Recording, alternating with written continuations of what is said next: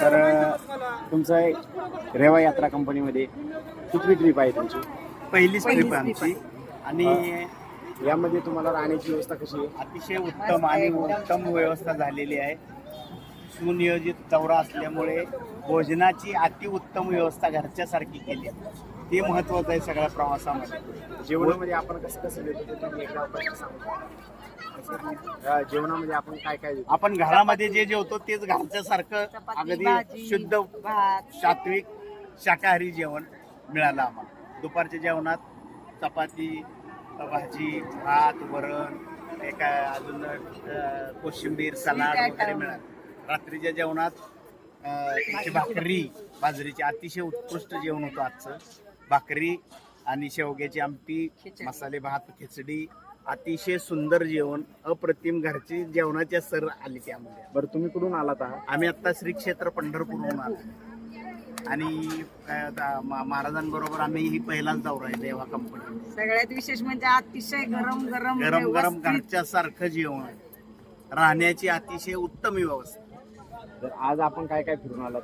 आज आम्ही उज्जैन पाहिलं, काळभैरव, उज्जैन दर्शन, काळभैरव कॉरिडॉर, अजून म्हणलं सांदीपानी आश्रम, त्याच्यानंतर गडकालिका, त्याच्यानंतर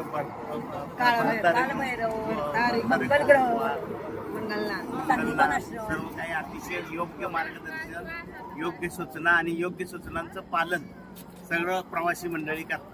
बरं, तुम्हाला आमच्यासोबत येऊन कसं वाटलं? खूप खूप समाधान आणि घरच्यासारखा दौरा. आम्ही एका कुटुंबाबरोबर आमच्या स्वतःच्या आम्ही फिरतो असा आम्हाला भास होतो.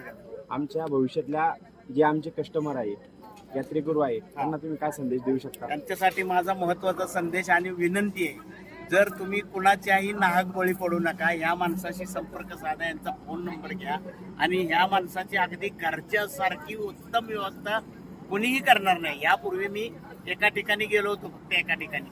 त्यावेळेस माझी जरा दुरावस्था झाली. त्यावेळी जेवणाची आबाळ झाली, राहायची व्यवस्था नव्हती व्यवस्था.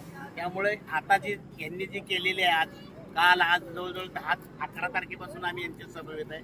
अतिशय उत्कृष्ट व्यवस्था, उत्कृष्ट व्यवस्थापन, उत्कृष्ट कर्मचारी वर्ग आणि स्वतःहून काळजी घेतात. हे महत्वाचं आहे. त्यामध्ये स्वतः जेवणाच्या पंक्तीत जातात, कुणाला काय कमी जास्त हवे नको विचारतात. त्याच्यापूर्वी रूमच्या संदर्भात सुद्धा तसंच आहे.